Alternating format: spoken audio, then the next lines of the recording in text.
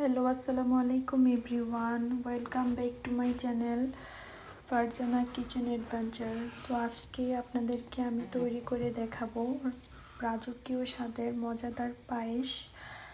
তো এটা আমার আম্মুর কাছ থেকে শেখা, আশা করি আপনাদের অনেক ভালো লাগবে। তো প্রথমে আমি একটা হাঁড়ি বসিয়ে নিয়েছি। তো এক এক করে এখন আমি দুধ ঢেলে দিব। আজকে আমি মোট 3 লিটার দুধ দিয়ে পায়েস বানাবো। তো আমি এখানে গরুর দুধ ইউজ করতেছি, আপনারা চাইলে গরুর দুধ এবং লিকুইড অন্য দুধও ইউজ করতে পারেন। তো এখন আমি চুলাটা জ্বালিয়ে দিব। তো এইখানে আমি আগে থেকে ধুয়ে রেখেছি চালটা।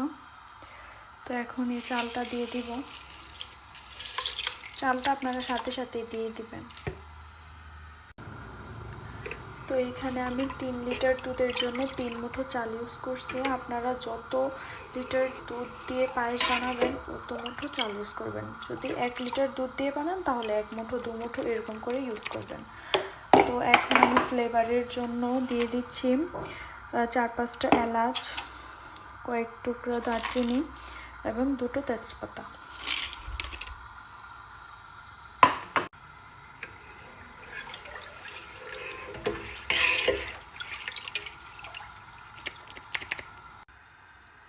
অলরেডি বলক চলে আসছে।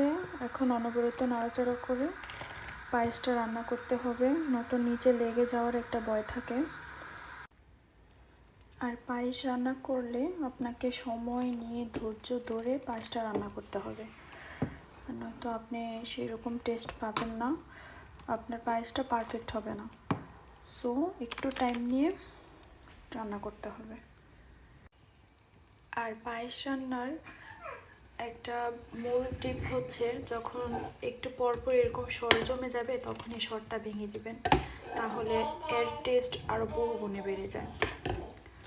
যে একটু পরপর অবশ্যই নাড়াচাড়ার মধ্যে রাখতে হবে।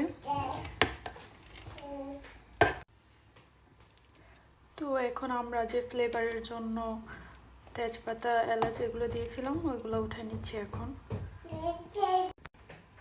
এই তো এখন সব কিছু উঠিয়ে নিয়েছি, উঠিয়ে নেওয়া শেষ।